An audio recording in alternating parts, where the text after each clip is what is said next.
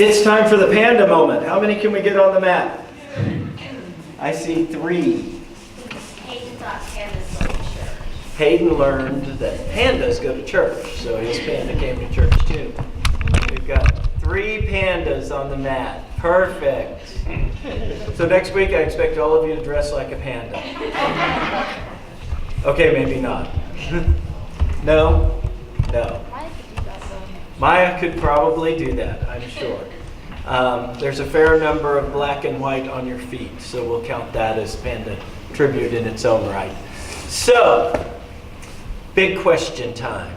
You thought you were done with those back at the end of Easter, didn't you? Big question.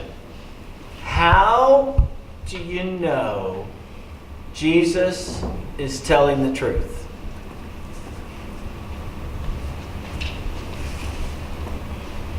Ooh, it's like there's crickets in the room. You don't. Another great answer. You don't. That's why we call it faith. You have to believe. It would be easy if everything was something we knew, right? Here, let's make it simple, if you can call it that with me. A little quiz for you. What's 2 plus 2? 4. 4. How do you know? Because math. Because math. That's an Angela answer. Because math. Because you can even count it, right? You can split your fingers up and go, there's 2 and there's 2, and if I put them together, I can count it, and it's 4, right? So what's the cosine of 17 with a variable of x? It's okay, nobody really knows. I did not say Kraft mac and cheese. I said cosine of 17. I don't even know if that's a real thing. Honestly, I made that up on the fly. But my point is, most of us, now watch, Angela's going to come out. Oh, I can tell you exactly, and she'll even be able to diagram it for me and show me all the things. I was the guy in math that, have you seen the t-shirt that has the little triangle on it, and it says find X, and there's a circle, and says there it is? That's me. That's my version of math. But my point is, there's probably an answer out there, but most of us aren't real sure how to get to it. Calculator is not necessarily the answer I'm going for. What I'm going for is sometimes we have to trust things that are bigger than us and those that know about them until we can come to an understanding. Here's a fun fact. Those hard math problems, they're what create the formula that give us bridges for our cars and trucks to drive over. Would you want to stand under a bridge made by someone bad at math? Or pretty much anywhere in Chicago that's bad at maintenance? That was for the big kids in the chairs. No, you wouldn't want to stand under a bridge while a truck drove over it, especially if someone was really bad at math that designed it, right? Because they're figuring out all those fancy formulas for how things are supported. But you go under bridges every day, riding in the car or maybe on your bike or whatever, right? Yeah, you go over bridges and under them sometimes. If you cross under the train tracks, you went under a bridge, right? Mm-hmm. You go under a bridge, right? Oh, we can go on the bridge?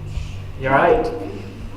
So, why do you trust that bridge is going to hold up that train that's going over your head? I don't think about that. You don't think about that? Now I've ruined that for you? I just go to bridge and be like, I hope this doesn't fall on my head. Well, what I'm getting at is that's kind of faith. You trust it because you have faith in the people that built it, knew what they were doing, and did it properly. Which means you have faith in their abilities. Because if you didn't have faith in them, you'd look at every bridge you went under, right? Or maybe never go under a bridge. I don't know. Can we go on a bridge? It could be. It could be. Oh. So here's what I want you to take from this. Remember, we got on math and we talked about bridges, but we started with how do we know what Jesus says is true? And the answer you gave, which I thought was quite accurate, was we don't.